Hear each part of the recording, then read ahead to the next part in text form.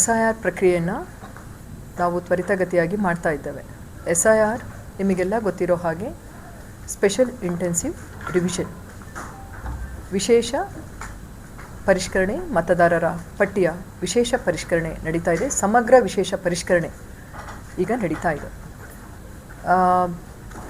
June 30ರಿಂದ July 29ರವರೆಗೆ, ಅಂದರೆ ನಾವು June 30ರಿಂದ July 29ರವರೆಗೆ, ಈಗ ಆಲ್ರೆಡಿ 15 ದಿನ ಆಯಿತು ಇವತ್ತಿಗೆ ನಾವು ಪ್ರಾರಂಭ ಮಾಡಿ. ನಮ್ಮ ಹಾಸನ ಜಿಲ್ಲೆಯಲ್ಲಿ ಇದುವರೆಗೂ 98%ಗಿನ ಹೆಚ್ಚಿನದಾಗಿ ಎನ್ಯುಮರೇಷನ್ ಫಾರಮನ್ನು ನಾವು ಡಿಸ್ಟ್ರಿಬ್ಯೂಟ್ ಮಾಡಿದ್ದೇವೆ.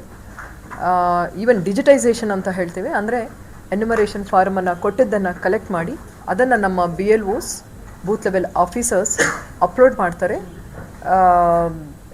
ಅವರ ಮೊಬೈಲ್ ಆ್ಯಪಲ್ಲಿ. ಅದು ಇದುವರೆಗೂ ಸುಮಾರು 48% ಆಗಿದೆ. ಅಂದರೆ 100ರಲ್ಲಿ 48 ಜನ ಈಗ ಆಲ್ರೆಡಿ SIR ಫಾರ್ಮನ್ನು ತುಂಬಿ ನಮ್ಮ BLOರ್ಗೆ ಕೊಟ್ಟಿದ್ದಾರೆ. ಸೊ ಹಾಗಾಗಿ ನಮ್ಮ SIR ಪ್ರಕ್ರಿಯೆ ಈಗ ತುಂಬ ತ್ವರಿತವಾಗಿ ಮತ್ತು ಆರೋಗ್ಯಕರವಾಗಿ ನಡೀತಾ ಇದೆ. SIR ಈ ಒಂದು ಪ್ರೆಸ್ ಮೀಟ್ಗೆ ತಾವೆಲ್ಲರೂ ಆಗಮಿಸಿದ್ದೀರಿ. ತಮಗೆಲ್ಲರಿಗೂ ಸ್ವಾಗತವನ್ನು ಬಯಸ್ತಾ ಮತ್ತು ಧನ್ಯವಾದಗಳನ್ನು ಹೇಳ್ತಾ, ಈ SIR ಬಗ್ಗೆ ಇನ್ನೂ ಅನೇಕ ಪ್ರಶ್ನೆಗಳು, ಗೊಂದಲಗಳು ಕೆಲವರಲ್ಲಿ ಮನೆ ಮಾಡಿರ್ತದೆ. ಸೊ ಹಾಗಾಗಿ ಅವುಗಳ ಒಂದು ಪರಿಹಾರ ಮತ್ತು ಸ್ಪಷ್ಟತೆ, ಒಂದು ಕ್ಲಾರಿಟಿ ಅವ್ರಿಗೆ ಸಿಗಲಿ ಅನ್ನೋ ಒಂದು ಉದ್ದೇಶದಿಂದ ತಮ್ಮನ್ನು ಇವತ್ತು ಒಂದು ಸಭೆಗೆ ನಾವು ಆಹ್ವಾನಿಸಿದ್ದೇವೆ. ಮುಖ್ಯವಾಗಿ ಹೇಳಬೇಕು ಅಂದರೆ ನಾನು ಒಂದು ಸ್ವಲ್ಪ ಸರಳವಾಗಿ ಹೇಳಿಬಿಡ್ತಾನೆ. ಎನ್ಯುಮರೇಷನ್ ಫಾರ್ಮ್ಸ್ ಕೊಡಿ. ನಮ್ಮಲ್ಲಿ ಎನ್ಯುಮರೇಷನ್ ಫಾರ್ಮನ್ನು ಫಿಲಪ್ ಮಾಡಲಿಕ್ಕೆ ಇನ್ನೂ ಅನೇಕರು ಗೊಂದಲವನ್ನು ಅನುಭವಿಸ್ತಾ ಇರೋದು ನಾವು ಕಂಡು ಬಂದಿದೆ. ನಾನು ಮೊದಲನೇದಾಗಿ ಹೇಳ್ತಾನೆ, ಎನ್ಯುಮರೇಷನ್ ಫಾರ್ಮ್ ದ್ವಿಪ್ರತಿಯಲ್ಲಿ ಅಥವಾ 2 ಪ್ರತಿಯಲ್ಲಿ ಪ್ರತಿಯೊಬ್ಬ ಮತದಾರರಿಗೆ, ಅಂದರೆ ಈಗ ಆಲ್ರೆಡಿ ಯಾರ ಹೆಸರು ಮತದಾರರ ಪಟ್ಟಿಯಲ್ಲಿ ಇರ್ತದೆ ಅವರಿಗೆ ಈ ಎನ್ಯುಮರೇಷನ್ ಫಾರ್ಮನ್ನು ತಲುಪಿಸಲಾಗುವುದು. ದ್ವಿಪ್ರತಿಯಲ್ಲಿ ಅಂದರೆ 2 ಪ್ರತಿಯಲ್ಲಿ ಮುಟ್ಟುತ್ತೆ ಅವರ ವೋಟರ್ಸ್ಗೆ. ಅದರರ್ಥ ಯಾರ ಹೆಸರು ಮತದಾರರ ಪಟ್ಟಿಯಲ್ಲಿ ಈಗ ಆಲ್ರೆಡಿ ಇದೆ ಅವರಿಗೆ ಮಾತ್ರ ಈ ಪ್ರತಿ ಮುಟ್ಟುತ್ತೆ. ಯಾರ ಹೆಸರು ಈಗ ಮತದಾರರ ಪಟ್ಟಿಯಲ್ಲಿ ಇಲ್ಲ ಅವರಿಗೆ ಎನ್ಯುಮರೇಷನ್ ಫಾರ್ಮ್ ಹೋಗಲ್ಲ. ಸೊ ಹಾಗಾಗಿ ಯಾರ ಹೆಸರು ಇದೆ ಅವರ ಆ ಮತದಾರರ ಪಟ್ಟಿಯಲ್ಲಿ ಅವರಿಗೆ ಮಾತ್ರ ಎನ್ಯುಮರೇಷನ್ ಫಾರ್ಮ್ ಮುಟ್ಟುತ್ತೆ. ನಮ್ಮ BLOs ಕೊಡ್ತಾರೆ. ಎನ್ಯುಮರೇಷನ್ ಫಾರ್ಮ್ ತೆಗೆದುಕೊಂಡ ತಕ್ಷಣ ನಮ್ಮ ವೋಟರ್ಸ್ ಮೊದಲು ಏನು ಮಾಡಬೇಕು? ಮೊದಲು ಎನ್ಯುಮರೇಷನ್ ಫಾರ್ಮನ್ನು ನೋಡಿ. ಅಲ್ಲಿ ಕನ್ನಡದಲ್ಲಿ ಪ್ರಿಂಟ್ ಆಗಿರ್ತದೆ, ಹಾಗಾಗಿ ಕನ್ನಡ ಓದಲಿಕ್ಕೆ ಬರೋರು ಖಂಡಿತ ಓದಬಹುದು. ಮೊದಲನೇದಾಗಿ ಮೊದಲ ಪಟ್ಟಿಯಲ್ಲಿ ಭಾರತ ಚುನಾವಣಾ ಆಯೋಗದಿಂದ ಈ ಪ್ರತಿ ಮುದ್ರಿತ ಆಗಿರ್ತದೆ. ಇದಕ್ಕೆ ಗಣತಿ ನಮೂನೆ ಅಂತೇವೆ, ಇಂಗ್ಲೀಷಲ್ಲಿ ಎನ್ಯುಮರೇಷನ್ ಫಾರ್ಮ್ ಅಂತೇವೆ. ಈ ಗಣತಿ ನಮೂನೆ ಕೆಳಗಡೆಗೆ ಹೆಸರು ಇರ್ತದೆ, name and contact number of BLO, ಅಂದರೆ ಹೆಸರು, BLO ಅವರ ಹೆಸರು ಮತ್ತು ಅವರ ಕಾಂಟ್ಯಾಕ್ಟ್ ನಂಬರ್ ಇರ್ತದೆ. ಈ ನಂಬರ್ಗೆ ನಮ್ಮ ವೋಟರ್ಸ್ ಯಾವುದೇ ಮಾಹಿತಿ ಬೇಕಂದರೆ ಈ BLO ನಂಬರ್ಗೆ ಅವರು ಫೋನ್ ಮಾಡಬಹುದು. ಹಾಗಾಗಿ BLO ಹೆಸರು ಮತ್ತು ಆ ನಂಬರ್ ಇರ್ತದೆ ಎನ್ಯುಮರೇಷನ್ ಫಾರ್ಮಲ್ಲಿ. ಇದು ವಿಷಯ. ಇನ್ನು ಏನಿರ್ತದೆ, ಅವರ ಹೆಸರು ಮುದ್ರಿತ ಆಗಿರ್ತದೆ. ಈಗ ಆಲ್ರೆಡಿ ವೋಟರ್ ಲೀಸ್ಟಲ್ಲಿ ಇರೋ ಹಾಗೆ ಅವರ ಹೆಸರು ಇಲ್ಲಿ ಮುದ್ರಿತ ಆಗಿರ್ತದೆ, ವಿಳಾಸ ಇರ್ತದೆ, ನಂತರ ಅವರ ಭಾಗ ಸಂಖ್ಯೆ, ಅಂದರೆ ಯಾವ ಪಾರ್ಟ್, ಪ್ರತಿಯೊಂದು ವಿಧಾನಸಭಾ ಕ್ಷೇತ್ರಕ್ಕೆ ಪಾರ್ಟ್ ಇರ್ತದೆ, ಭಾಗಗಳಿರ್ತದೆ, ಇಷ್ಟು ಭಾಗಗಳು ಅಂತ ಇರ್ತದೆ. ಅಂದರೆ ಅವರ ಇಂದಿನ ಪೂರ್ವಿಕರ ಒಂದು ಕುಟುಂಬದ ಕೊಂಡಿಯನ್ನು ಲಿಂಕ್ ಮಾಡ್ತಾರೆ. ಲಿಂಕ್ ಇನ್ ದ ಸೆನ್ಸ್ ಅವರ ತಂದೆ ಯಾರು, ಮತದಾರರ ಹೆಸರು ಇಲ್ಲಿ ಆಲ್ರೆಡಿ ಬಂದ್ಬಿಟ್ಟಿದೆ, ಮತದಾರರ ಹೆಸರು ಇಲ್ಲಿ ಬಂದಿದೆ, ಪುನಃ ಮತದಾರರ ಹೆಸರು ಇಲ್ಲಿ ಬರೆಯೋದು ಬೇಡ.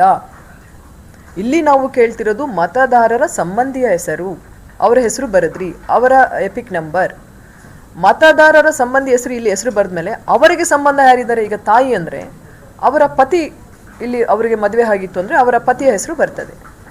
ಸಪೋಸ್ ಅವರ ತಾಯಿಗೆ ಆಗ ಮದುವೆ ಆಗಿಲ್ಲ ಅಂದರೆ ಅವರ ತಂದೆ ಹೆಸರು ಬರ್ತದೆ, ಅವರ ಸಂಬಂಧಿಯ ಹೆಸರು, ಮತ್ತು ಅವರ ವಿಧಾನಸಭಾ ಕ್ಷೇತ್ರ, ಜಿಲ್ಲೆ, ರಾಜ್ಯ, ಅವರು ವಿಧಾನಸಭಾ ಕ್ಷೇತ್ರ ಮಾಹಿತಿ ಕೊಡಬೇಕು. ಇದು ಇಷ್ಟು. ನಂತರ ಇದು ಇಷ್ಟು ಮಾಹಿತಿ ತುಂಬ ಆದಮೇಲೆ ಇದರಲ್ಲಿ ಯಾವುದಾದ್ರೂ ಒಂದು ಮಾಡ್ತೀರಾ, 2 ಮಾಡೋದಿಲ್ಲ.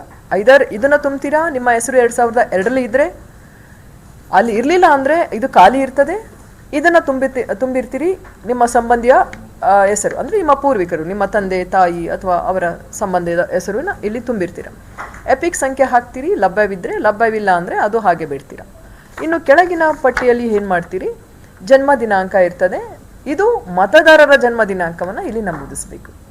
ನಂತರ ಅವರ ಆಧಾರ್ ಸಂಖ್ಯೆ ಐಚ್ಛಿಕ ಇರ್ತದೆ, ಅವ್ರಿಗೆ ಆಪ್ಷನಲ್, ಅವ್ರಿಗೆ ಇಷ್ಟ ಇದ್ದರೆ ಹಾಕ್ಬೋದು, ಇಲ್ಲ ಅಂದರೆ ಅವಶ್ಯ ಇಲ್ಲ. ಮೊಬೈಲ್ ಸಂಖ್ಯೆ ಖಂಡಿತವಾಗಿ ಹಾಕಬೇಕು, ನಮ್ಮ BLOಗಳಿಗೆ ನಿಮ್ಮನ್ನು ಟ್ರೇಸ್ ಮಾಡೋಕ್ಕೆ ಅನುಕೂಲ ಆಗುತ್ತೆ. ಆಮೇಲೆ ತಂದೆಯ ಮತ್ತು ಪೋಷಕರ ಗುರುತಿನ ಚೀಟಿ, ತಂದೆಯ ಹೆಸರು ಬರಿಬೇಕು. ಅವರ ಎಪಿಕ್ ಕಾರ್ಡ್ ಲಭ್ಯವಿದ್ದಲ್ಲಿ ಆ ಎಪಿಕ್ ಸಂಖ್ಯೆನ ನಮೂದಿಸಬೇಕು. ಲಭ್ಯವಿದ್ದಲ್ಲಿ ತಾಯಿಯ ಹೆಸರು ಬರಿಬೇಕು, ಹೆಸರಂತೂ ಗೊತ್ತಿರ್ತದೆ, ಬರೀರಿ. ಅಲ್ಲಿ ಅವರ ಎಪಿಕ್ ಕಾರ್ಡ್ ಸಂಖ್ಯೆಯನ್ನು ಹಾಕಬೇಕು ಲಭ್ಯವಿದ್ದಲ್ಲಿ. ಅಗೇನ್ ಲಭ್ಯವಿದ್ದಲ್ಲಿ ಸಂಗಾತಿಯ ಹೆಸರು ಬರಿಬೇಕು, ಅವರ ಎಪಿಕ್ ಕಾರ್ಡ್ ಲಭ್ಯವಿದ್ದಲ್ಲಿ ಅವರ ಇದನ್ನು ಬರಿಬೇಕು. ನಂತರ ಈ 3 ಘೋಷಣೆಗಳಿರ್ತದೆ, ಆ 3 ಘೋಷಣೆಗಳನ್ನು ಓದ್ಕೊಳ್ಬೇಕು, ಮತ್ತು ಇಲ್ಲಿ ಸಹಿ ಮಾಡಬೇಕು. ನಾವು ಹೇಳ್ತಾ ಇರ್ತೀವಿ ಸಹಿ ಮಾಡೋದು ಮತದಾರರೇ ಮಾಡಬೇಕು ಅಂತ ಏನೂ ಇಲ್ಲ. ಮತದಾರರ ಮನೆಯಲ್ಲಿ ಒಬ್ಬ ಹಿರಿಯ ಸದಸ್ಯರು, ಕುಟುಂಬದ ಹಿರಿಯ ಸದಸ್ಯರು ಅವರ ಪರವಾಗಿಯೂ ಸಹ ಸಹಿ ಮಾಡಬಹುದು. ಮಾಡಿಬಿಟ್ಟು ಯಾರು ಸಹಿ ಮಾಡಿದ್ದಾರೆ ಅಂತ ಹೇಳಬೇಕು. ಅವರ ತಾಯಿ ಸಹಿ ಮಾಡಿದಾರಾ, ತಂದೆನಾ, ಅತ್ತೆನಾ, ಮಾವನ, ಯಾರು ಹೆಸರು ಇದೆ ಅವರು ಬರಿಬೇಕು. ಅವರು ಯಾರು ಸಹಿ ಮಾಡಿದ್ದಾರೆ ಅವರ ಹೆಸರು, ಸಹಿ ಮಾಡಿದವರ ಹೆಸರು ಮತ್ತು ಸಂಬಂಧ ಬರಿಬೇಕು. ಮತ್ತು ಇಲ್ಲಿ ಅವರು BLO ಇದನ್ನೆಲ್ಲ ವೆರಿಫೈ ಮಾಡಿ BLO ಅವರು ಇಲ್ಲಿ ಸಹಿ ಮಾಡಿ ಇದನ್ನು ಮೊಬೈಲ್ ಆ್ಯಪಲ್ಲಿ ಸ್ಕ್ಯಾನ್ ಮಾಡಿ ಅಪ್ಲೋಡ್ ಮಾಡ್ತಾರೆ. ಅಪ್ಲೋಡ್ ಮಾಡಿದಾಗ ಸಬ್ಮಿಟ್ ಅಂತ ಬರ್ತದೆ. ಅವರು ಸಬ್ಮಿಟ್ ಮಾಡಿದ್ರೆ ಈ ಪ್ರೋಸೆಸ್ ಮುಗೀತದೆ, ಗಣತಿ ಪ್ರಕ್ರಿಯೆ ಮುಗಿಯುತ್ತೆ. ಇದು ಇಷ್ಟು. ಇನ್ನು ಕೇಳಬಹುದು ಯಾವೆಲ್ಲ ದಾಖಲೆಗಳನ್ನು ಕೊಡಬೇಕು ಆ ಸಮಯದಲ್ಲಿ ಅಂತ ಹೇಳಿ. ದಯವಿಟ್ಟು ಎನ್ಯುಮರೇಷನ್ ಪೀರಿಯಡಲ್ಲಿ ಯಾವುದೇ ದಾಖಲೆಗಳ ಅವಶ್ಯಕತೆ ಇಲ್ಲ, ಕೊಡೋದು ಬೇಕಾಗಿಲ್ಲ.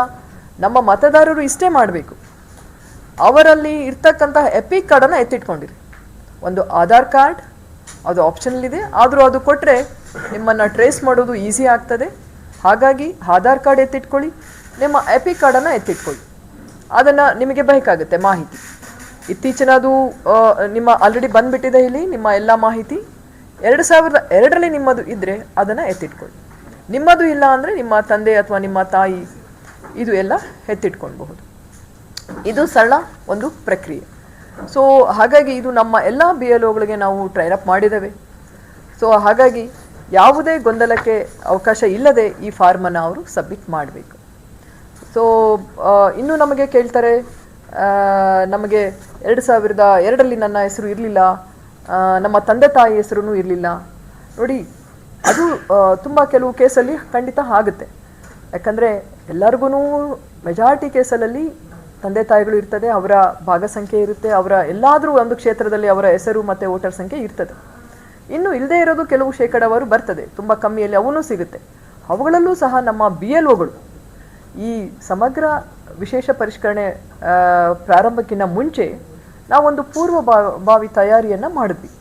ಅದು ಏನು ಅಂದರೆ ಮ್ಯಾಪಿಂಗ್. ನೀವೆಲ್ಲ ಕೇಳಿರ್ಬೋದು, ಮ್ಯಾಪಿಂಗ್ ಆಗಿದೆ, ಮ್ಯಾಪಿಂಗ್ ಆಯಿತು. ಮ್ಯಾಪಿಂಗ್ ಅಂದರೆ ಏನು? ಈ ಪ್ರಕ್ರಿಯೆ ಪ್ರಾರಂಭಿಸುವುದಕ್ಕಿಂತ ಮುಂಚೆ ಮ್ಯಾಪಿಂಗ್ ಮಾಡುವಾಗ ನಮ್ಮ BLOಗಳು ಮನೆ ಮನೆಗೆ ತೆರಳಿ ಅವರ ಪೂರ್ವಿಕರ ಒಂದು ಲಿಂಕ್, ಕುಟುಂಬದ ಲಿಂಕ್, ನಾವು ಪ್ರೊಜನಿ ಲಿಂಕೇಜ್ ಅಂತೀವಿ.